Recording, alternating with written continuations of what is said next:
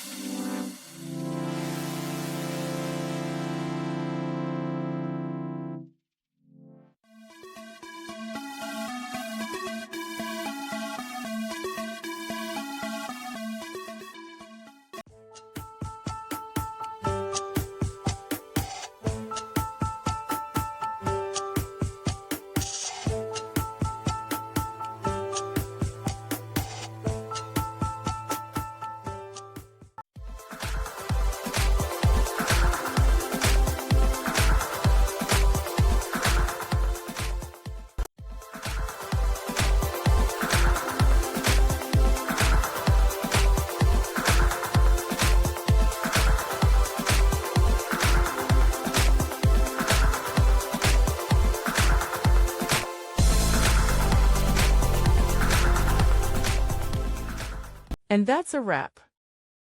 I hope you found the answer you were looking for. If you did, take a second to hit that subscribe button. It really helps out. And let me know in the comments which solution worked best for you.